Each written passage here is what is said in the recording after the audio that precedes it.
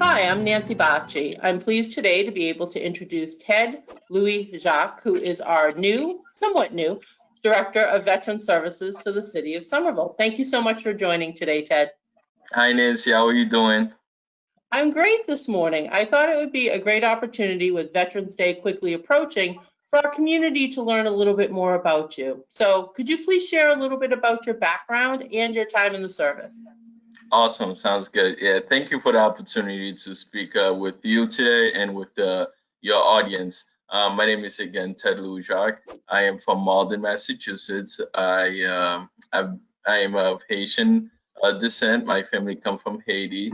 Um, we settled in Malden, and it was a real change, I can say, from Haiti to not only Massachusetts, but to the United States. It was a culture shock, but eventually, yes, eventually I settled into being the typical American teenager. I played sports, etc. The service was always the military was always something that I found fascinating. From Haiti into learning about history and the different world wars, etc. So I always thought that one day I would like to serve in the United States Army. Funny story is that I tried when I was 17 years old, when I was a senior in high school. But guess what? My mom said no. you know, I can see that. yes. So eventually, later on in life, after I graduated from college, which was something that she wanted, of course, and my family, when I started my professional life, at that point, I was just like, I think I'm old enough to make that decision. So therefore, I enlisted in the United States Army when I was 24 years old. At that point, she was okay with the idea.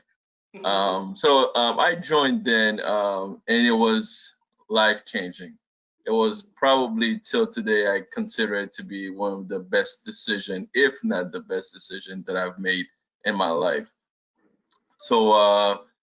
Serving was always about helping others, being part of something that was bigger than I, participating to figure out how we can help other people while doing service to our country. So, in short, shortly after completing basic and advanced training into my field job, which is called MOS, which is uh, military occupation specialty. I was deployed overseas into the Middle East in 2015. And, that alone in itself was an experience. And once I completed that tour of duty overseas, I came back home.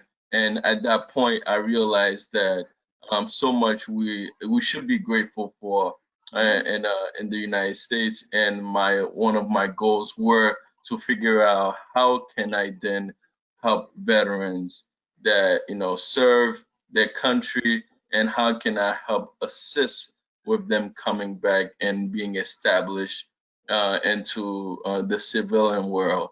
Because I was grateful to have a strong family and a support system that was there to help me out. So this is why I wanted to to then figure out how do I give back and pay it forward. That's wonderful. And I do like the story about your mom. I think that's kind of a very natural reaction, particularly as you said, with acclimating to a new country and kind of learning how to navigate in the system. So that's great. And of course, we appreciate your service to the country Thank as you. well. So thank you for that. So when Somerville had the position open, what interested you in coming and joining our team? That's a very good question. Looking back now, I was I think I was again thinking about ways for me to still be active with the military community. I've thought about my previous role as, say, recruiting a retention specialist with the Army, which is, I would go to different high schools and speak with possible candidates, people that I thought would be a good fit for the United States Army. Sometimes people don't realize that. not everyone can and is able to do the job. You really have to want to be a part of it. And I thought about that. I thought about going to colleges and universities, and again, just talking to students and tell them about the opportunities that they can have with the military and with especially with the army. Now, given that they are they have their college degrees. So when I saw the position, I was just like, huh, this is a way for me to contribute to ways that I feel like we can help veterans. Now that I was a veteran myself, and I've spoken with some friends that and understood their needs and understood what they were looking for, in some way, in some ways, how that was not being accomplished and getting done. So I was just like, if I'm able, to get in that position, then I will be able to further out help veterans that and with the basic needs that they have.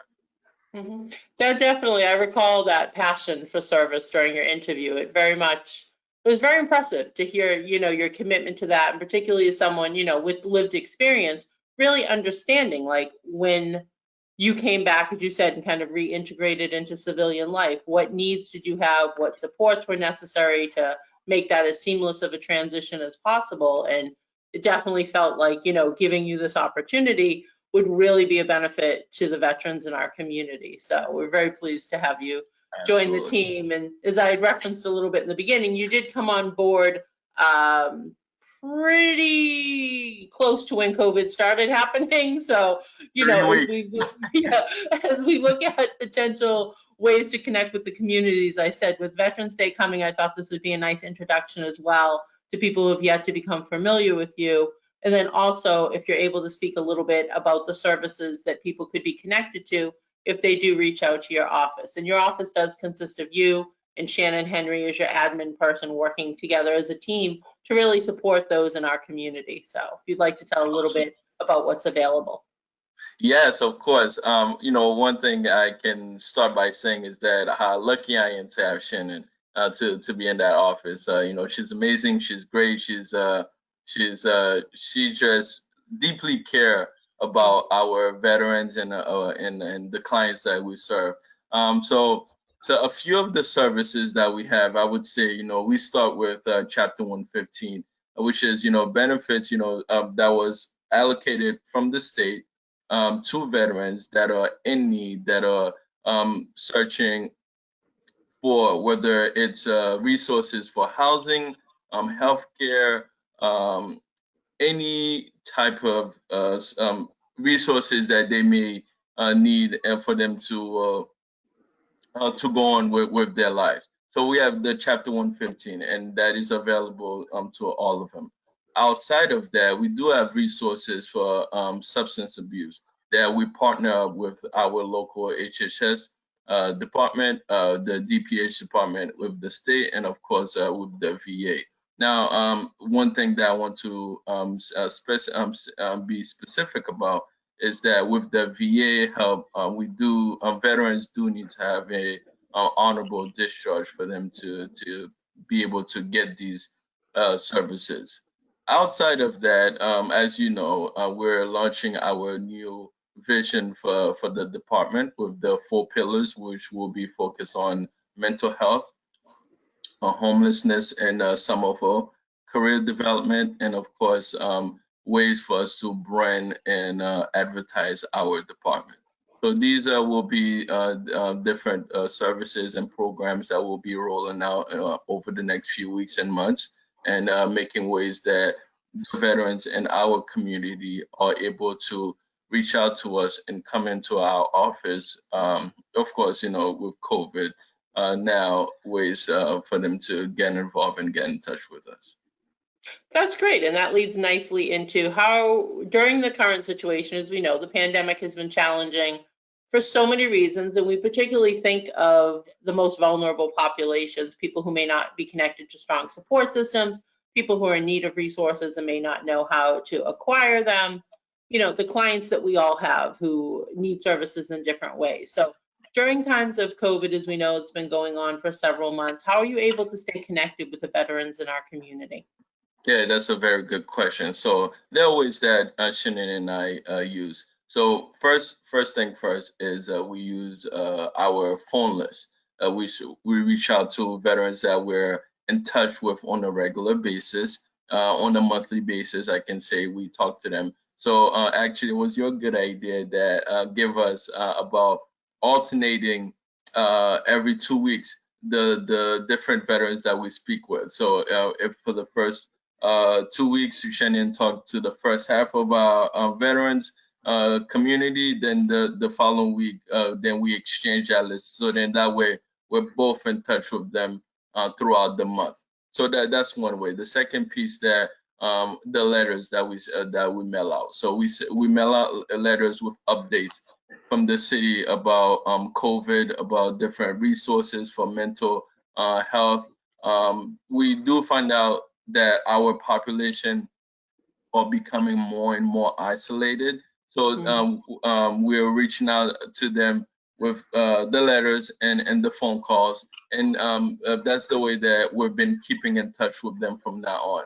So with the time coming up, so hopefully we'll be able to do some more fun stuff. If veterans have a birthday coming up, we can, either put a card together and drop it off to them, sing happy birthday, anything that we can get them to be, just not feel the sense of being stuck at home and Mhm. unable to reach out to anyone, and especially these COVID times. I think that's so important as well as you had mentioned. I mean, you think of the sacrifice that people have made on behalf of our country and coming home and whether they're returning to Somerville or relocated here after their time in the service, really understanding that the community appreciates what they've done for all of us. So the supports that are needed, and sometimes, as we know, populations, for whatever reason, sometimes have challenges in admitting that they do need assistance. And I think that's true kind of across the spectrum. But understanding too, like the sense of camaraderie that exists amongst people who've served in the armed forces and understanding how that can translate to reintegration into a community and feeling that support when needed and figuring out that it's okay. It's okay to ask if you're struggling with issues. It's okay to ask about financial resources. This department is here to support the veterans in our community. So I think you have some really creative ideas going forward about community engagement opportunities. And I think one thing that we've talked about before is kind of the age spectrum of our veterans, Yes, right? So we have yes, some really young veterans who've come in, served their time, as well as, veterans who are in their 90s and have different, while the commonality is lived experience in the armed services, it's very different based on where you are on that trajectory. So I know you're exactly. trying to figure out ways to kind of connect that population because some of the traditional things, like we think of members who participate in a VFW post or people who come together, say, around Memorial Day. And we know right now those aren't the same opportunities aren't available because of safety protocols that need to be observed because of the pandemic. So, what are your thoughts on that, connecting with kind of the spectrum of veterans? Exactly. Again, very point on, because we see the difference between veterans, young and old, and how their needs are most certainly different. But it is a good idea for them to get together and share their idea, the common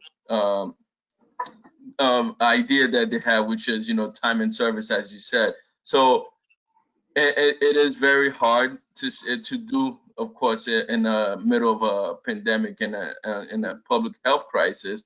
However, we are going to start figuring out ways to do Zoom meetings, collaborate with Ashley over at COA to see if there are the seniors and veterans over there. How can we do some work to with them to figure out again ways that we can connect those two groups together, because it's very important for us to, especially as a young veteran, because we're considered post 9/11 Hmm. vets versus the older population. So it's very important to me, anyways, to connect with those that have served prior to me, so we can understand exactly what they went through, how things were, what are some, some funny stories that they have, what are some shared things that we can have, and of course that way I can appreciate their service and why they feel so proud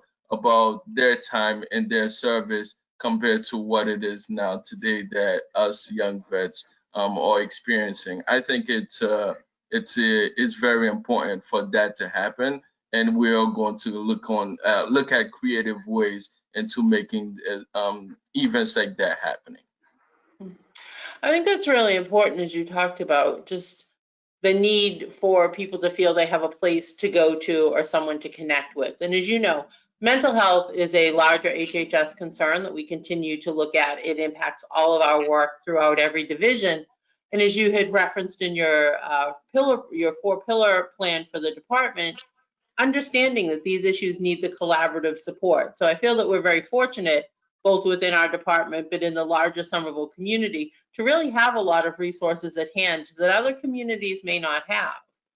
Just thinking of collaborative efforts that have already happened, pre-pandemic, when a client could come into the office and had a specific need, it's very easy to make that warm handoff to someone else within the department because you've already established that relationship with your colleagues. And when someone comes in, they may be coming in about a very specific question about a financial resource available to them.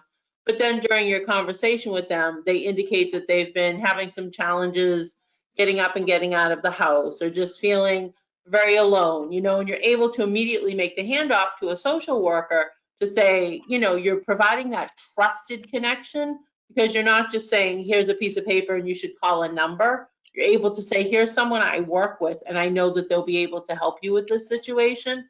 So I think as we move forward and get to the time, hopefully soon, when we are back in person having these experiences, that those relationships could continue to grow as well.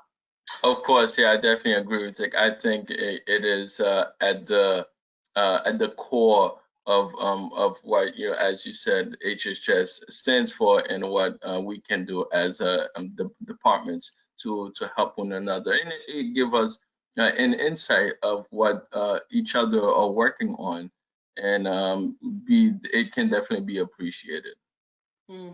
I know when we reference younger veterans, we think of communication styles as well. So talk to us a bit about ways that people are able to connect with veteran services. As we know, post-pandemic, people will be able to come into City Hall Annex, make an appointment, or just stop in to see you, meet Shannon, have those experiences. And we know now you're doing phone calls and letters, but what are other ways to connect with people?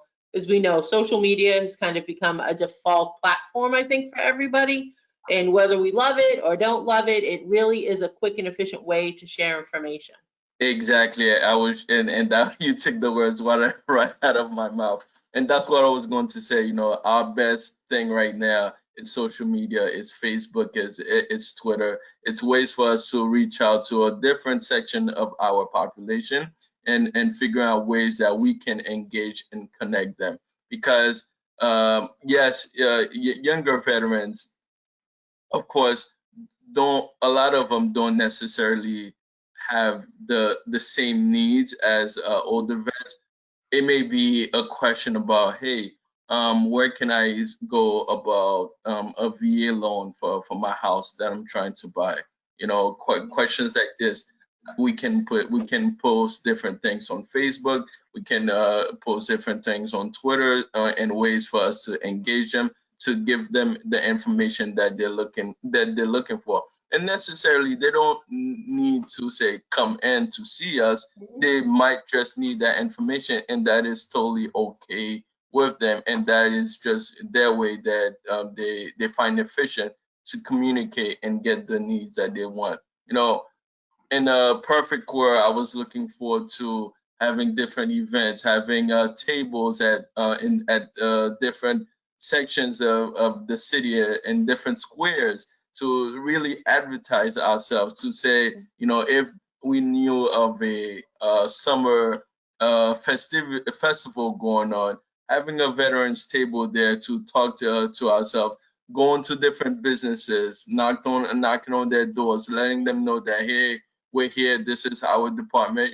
We had all these things planned out, but of course, we know what happened with the pandemic. So I am optimistic that we will return to that, and we will be able to do the work and do the outreach that we want to do with the younger vets and the older vets. But of course, right now social media is playing a big part of it. Mhm. Emails, so some of them reach out via email. I just had a veteran that reached out that said, hey, I'm looking into becoming a real estate investor or manager, something like that. I believe that he said to me, and he wanted to know if he could use his GI Bill to pay for the courses that he needed in order to get that process started. And it was a very quick email. We was able to share out the information, and he was on his way to getting the things that he needs. So we are utilizing all different platforms, all different ways for us to reach out and to connect with our vets, especially the younger ones. I think that's really important to note because as you were talking, I was kind of thinking like I'm a face-to-face person. I really I am enjoy too. that. And I think that's one of the things that kind of across the board people are missing most during this time, but obviously we have to prioritize safety. So we've navigated, to becoming familiar with each other via online platforms. But I think it is important to note that for some, as you said, if it's a quick kind of question, a link to a resource is answering the question for them. It doesn't necessarily have to take on the sense of starting a case with your department where they're a client that you kind of see on a regular basis. It can be a quick and easy reach out saying, I have a question about this specific topic, and you're simply sharing the resource for them. So Exactly. that way, that I Right. think helpful Good. for people who that is typically what they're looking for. I feel like in having conversations with people across the age spectrum, some people are very much like, okay, cut to the chase and just tell me where I can get to Of, it. And some of people course. want the whole narrative too. So it's nice that you're able to kind of customize your approach to meet the individual's needs. Of course, and something that Shannon and I just came up with in our one-on-ones that we do bi-weekly is that we develop a veterans constituents tracker.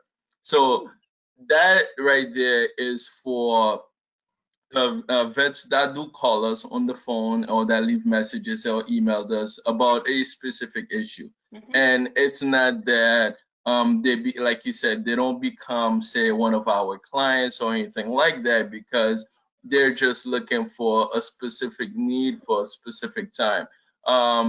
So with that, what we're able to do is we're able to say that, hey, look, on Tuesday, the 27th at 9 a.m., Nancy reached out and this was her issue.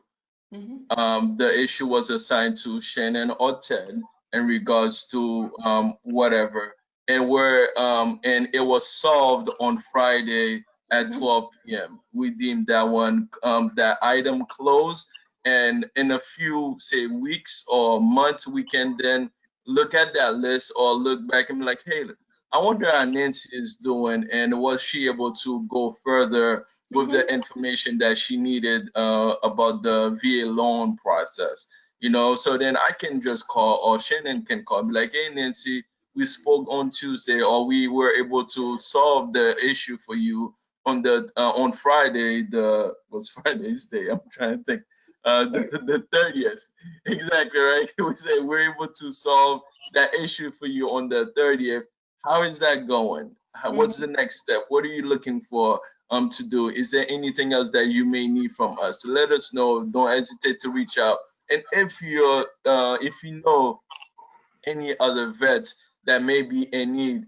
please have them reach out to us. We can be able to figure out how to best help them. I think that is very that is something that is going to be very useful to us, Mhm. and we're going to be able to gauge to see in what ways we're able to do more outreach and definitely give out the resources that veterans need in our community. That's great. As I said, I think, Post-pandemic, I'm really excited to see kind of all of these opportunities come to fruition, as I know you are. As we come to a close, I did just want to add one piece of information and get your thoughts on it as well. You know, we're talking about the services available to veterans. I think it's also important to note that family members of veterans can contact you as well. So if you have a spouse or a child or a loved one or a friend who's a veteran and you have any concerns or think that there's information that could be helpful to them, they're also able to reach out to you as well so that you can provide that as a resource that they can then share with their loved one if the person isn't ready or doesn't want to have that conversation at that time. Of course, yeah, that is a very good point. And with that, I think we do have resources for spouse, for children of veterans, especially. And this time, we were able to partner up with the Kraft family and the Patriots Foundation to get food donated to some of our families and to veterans. With that, we were able to reach out to North Street where we donated food and clothes to the veterans over there. And when it came to child services, we were able to also find if there were places that were taking childcare, so these essential employees, some of our vets, would be able to go to work. So we do have resources for families and children and for friends of veterans in all types of different I would say options that they're looking for. Great. Thank you so much for taking the time today, Ted. I think it was really important information to share. And as well as we said, with Veterans Day coming up, it's always important for people in our community to know about the resources. But in light of November quickly approaching and Veterans Day observance, I think it's important that we share this resource out as widely as possible. So again, I really appreciate having the conversation. And I hope that we can have another conversation further down the line once we are all back in our face-to-face options to hear about the progress you've made in all of these areas. So thank you again. Thank you, Nancy, and thank you for having me. Of course.